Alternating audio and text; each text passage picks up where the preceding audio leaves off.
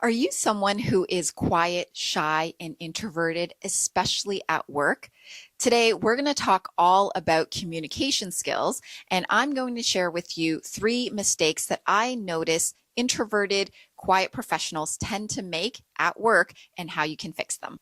If you're new here, hello, I'm Linda Raynier. I'm a career strategist, and I help introverted professionals to go from quiet to confident so that you can enhance your career and level up your life. Now, you might be the hardest working person in your office, but at the same time, you don't enjoy being in the spotlight, garnering attention, and you actually prefer to just sort of stay in the background. But you're getting to a point in your career where you're noticing that this is having a negative impact on your career, where you're starting to feel less visible and valued by those in your workplace. And so if you're asking the question, how can I improve my communication skills in a way that others will see me as a respected, trustworthy, recognized leader rather than just a doer, then this video is for you. So let's break it all down. In this video, I'm going to talk to you about 2 key reasons why you struggle to communicate as an introvert. The number 1 reason why communication is more important than ever in today's workplace climate, and 3 subtle communication mistakes that you might be making and how to fix them. And by the way, everything that I talk about in this video is going to be available in a free PDF download, including the suggested communication phrases that you can use as the antidote to your mistakes. So if you want to get access to that, just simply type in the word communicate in the comments down below, and I'll be sure to send you the link so you can download the free PDF. I really want to talk about this communication topic. First of all, what is communication? Communication is more than just the words that come out of your mouth. Communication is actually very complex. It's more than just about how you pronounce a certain word or how you string together sentences. In my opinion, communication is an art form. It's a form of self-expression, and it's based on how you feel about yourself, how you carry yourself, and the energy that you emanate from within. So the first key reason why you're struggling to communicate as an introvert at work is this. There's a belief in you that says, as long as I work hard, my work should speak for itself. This is something that many of us hold on to, especially if you're a child of immigrants, as I am, or you're an immigrant yourself. There is this mantra in the immigrant community where you don't talk about your work, you just put your head down, you work hard, and your work should speak for itself. So we likely got this from our childhood, from our upbringing, but we also learned this in school. Because in our school days, we were programmed to behave in a way where you didn't necessarily have to tell the teacher how hard you were working or studying behind the scenes. If you did your work, if you studied hard, then your work spoke for itself. So that means you got the A's or the A pluses in your classes and courses simply because you had put in the hard work and effort, and you didn't have to go walking around telling anybody anything. And so naturally, we carry this thinking forward into adulthood.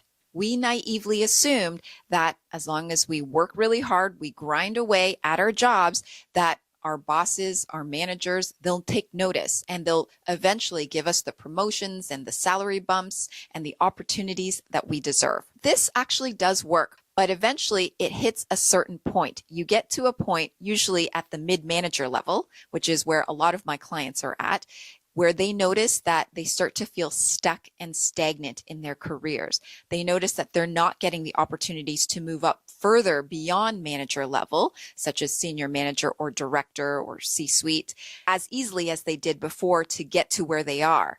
And the culprit is their communication skills. Another way to think of this is to see yourself as a singer. You're a moderately successful singer who has been recognized for your talent and ability to sing, and now you have a show to perform at. You're on stage in front of your audience, but before the show started, they took away your microphone. Now you don't have a microphone to sing with.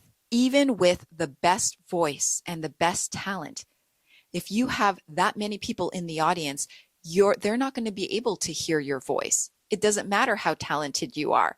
Unless you amplify yourself, unless you do something to raise the volume in your voice, those people that are out there watching you aren't going to be able to hear how talented and capable you are. And this is the same thing that's happening to you right now at your workplace. If you're finding that your career has stalled over the last little while, likely it has to do with the way that you're broadcasting your voice. And we'll get into that in just a bit. Now, the second belief that you might be holding on to says it feels cocky or arrogant or as if I'm being a show off if I talk about myself and how good I am at work. So this particular belief, where did it come from? It likely came from your childhood, again, your upbringing. Perhaps you had parents who were highly critical. And so anytime you said something, they would criticize you, and that caused you to eventually shut down or quiet your voice. Perhaps you had parents who had high expectations of you and they only demanded that you said things that were accurate. And if they weren't accurate, again, you were shut down. So you learned to quiet your voice. Perhaps you were just teased and bullied for the way that you spoke. Whatever it is, it's important to investigate and understand why you hold on to this belief that you are arrogant or cocky if you talk about yourself. When in reality, we know that in the corporate world and in the business world, being able to talk about ourselves positively is actually what's going to attract the success and the goals and the achievements that we want to make. And here's the number one reason why I feel communication is the number one skill that you need to have as we move into the future. Artificial intelligence, in other words, AI. AI, as we know it, is already taking over the basic tasks that a lot of jobs out there involve. And so that means that our jobs are going to change. Working hard alone is not going to work anymore because AI is going to be doing the hard work. If you can't communicate with your team members, if you don't know how to persuade, convince, lead, direct and guide others to move in the direction of your ideas, if you're not able to ask thought-provoking questions and generate fruitful conversations, you are going to unfortunately struggle in your career as we move forward in this new workplace climate. And so that is why I have made it my mission to help quiet, shy, and introverted professionals just like yourself to embrace your authentic voice, to step into your confidence so that you can get the opportunities you deserve and go after the career that you want. Now, while we're on the topic of AI, this is a great opportunity for me to introduce you to the sponsor of this week's video, that is Hostinger and their website builder tool. Their AI website builder allows you to generate your unique website in a matter of minutes. You answer a few questions and you can go live in as little as 4 clicks. So for example, if you are right now looking for a new job and you want to be able to showcase your resume and stand out in a different way, you can do it in just a few clicks using their website builder tool. You can put your resume on a website, and that in a way makes it easier for hiring managers and companies to be able to view you, and they're able to get more information from your website than just a resume alone. And you can do this with their AI website builder in just a few clicks. You upload the information about yourself, your experience, your accomplishments, your educational background, as well as photos, videos, or anything else you want that you think hiring managers need to see. Or if you run a business, then you would do the same and you put in anything that you think your customers would want to see. And the tool will build the website for you within minutes, and you can then quickly tweak it using their user-friendly, intuitive customization tools. Like I said, using a tool like this actually might help you to stand apart from other job candidates who are using the traditional resumes to apply for jobs. Now, of course, I'm someone that does advocate for traditional resumes, but I do see the benefit with using a website, putting your resume onto a website where you can add additional information such as a portfolio or showcasing extra work that you want onto your website, and allowing hiring managers to be able to have access to that while they review your website and your resume. And finally, ensure that you have brand credibility with a free domain. So whether it's .com, .net, or a variety of other extensions. You can also get a free email account using your custom domain, which can help you appear more credible and professional when you reach out to employers. So I highly recommend that you take advantage of their plans. They start as low as $2.99 a month, and it'll give you everything that you need to grow and build your website. And you can also use my code Linda10 to get an additional 10% off. So without further ado, let's get into the 3 common mistakes that I've noticed in my own clients who are introverted and quiet, just like yourself.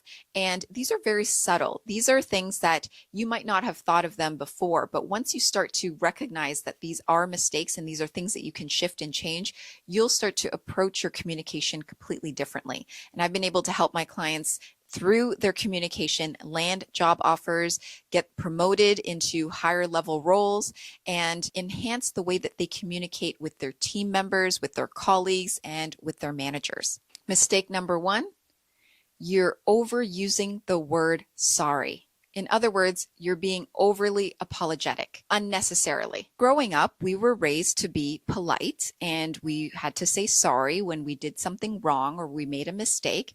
But for some reason, for some of us, that's carried forward into adulthood where the use of the word sorry becomes part of our everyday vocabulary. So let's talk about an example. Let's say that you're presenting in front of your coworkers in a meeting and one of the figures on your presentation is inaccurate. Maybe you have the wrong number on there, or maybe your spelling is incorrect, and someone points it out. We'll immediately apologize. Oh, sorry about that. Why do you really need to apologize when you think about it? They're not above you. It's not their work. It's your work. So instead, the suggested phrase would be, great, thanks for catching that. Oh, good eye. Thanks for pointing that out.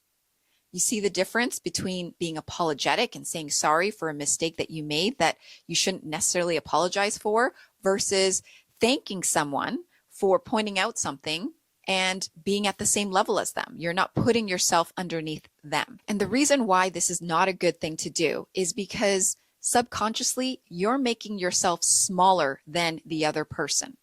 Another example where I see the word sorry being used way too often is in meetings when you're about to give an opinion or you're about to ask a question.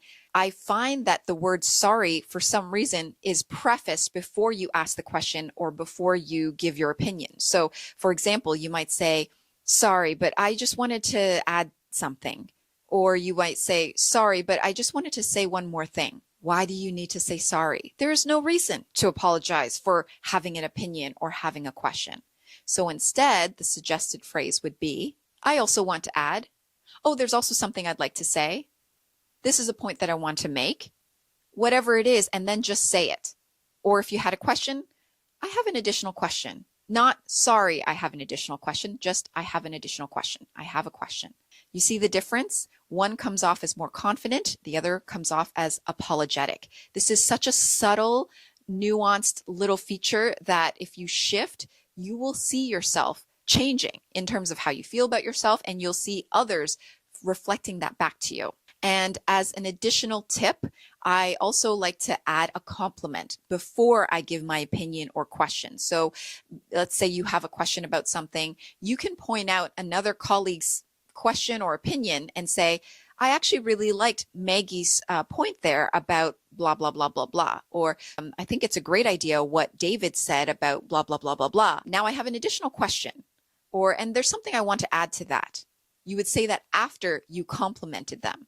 So complimenting someone else also shows confidence. It shows that you are a good listener. It shows that you are putting yourself at their level. You're actually acknowledging someone else, and that puts you in a position of power in a very subtle, subconscious way. Now let's move on to mistake number 2. And by the way, I've included the mistakes and the suggested phrases in a free PDF download that you can have access to for free if you'd like. So feel free to just comment the word communicate down in the comments down below, and I'll be sure to send you that link. You stay silent and often hesitate to offer your opinion, idea, or insights in a team meeting because, again, you think you're going to come across as sounding dumb. You might think that not speaking up in meetings isn't that big of a deal, but the truth is, it is. Because what happens is it's actually showing the people around you at your work that you're afraid to speak up. It shows that you're not engaged. It shows that you're not interested in the topic or in others. Therefore, they see you as not having leadership potential because you're not contributing. You're not contributing your insights, your ideas, your opinions. But it's not because you're not capable. It's not because you don't have ideas, but because of the belief that you're going to sound dumb is holding you back. That is actually causing a ripple effect in how you're viewed by others and your opportunities for growth and leadership. So the suggestion here is to make your suggestion, give your opinion, give your insights. And you could also preface it by pointing out someone else's idea that you thought was good. So the same thing about complimenting someone else's idea. So you can say, I agree that we need to blah, blah, blah, just as whoever said. But another thought or perspective I have about this situation is, and insert your thought, suggestion, your opinion. And thirdly, the final mistake is that you choose not to ask questions until the meeting is over. You're afraid to ask questions because you're afraid that, again, your question might sound dumb or you sound unknowledgeable, but it's the opposite. When you ask questions, it's showing engagement. It's showing you're interested. And people aren't going to fault you for asking a simple question that you clearly just didn't know the answer to. In fact, it shows courage. It shows bravery. The fact that you're willing to raise your hand and ask a question and be vulnerable and share that you don't fully understand something is a great way to demonstrate your confidence. And this is true even for what you think are the dumbest questions. And you can preface it by saying, now, I might not have all the details, and this is something that I likely need to look into, but just so I understand, am I correct in believing that A, B, C, whatever it is. So you're structuring your question in a way where you know that you don't have all the details. You know that it is something that you have to look into, but you're going to ask the question anyway. So the suggestion here is that in every meeting, ask at least one question. One clarifying question, one question that raises thoughtful discussion, anything that you feel is going to add to the conversation. Ask the question, put it out there. If it's come to you, it's come to you for a reason.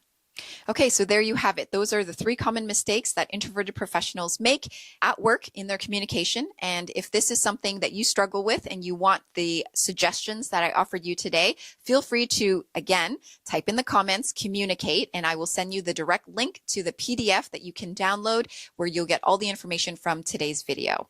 Hope this helps you. I will see you next time.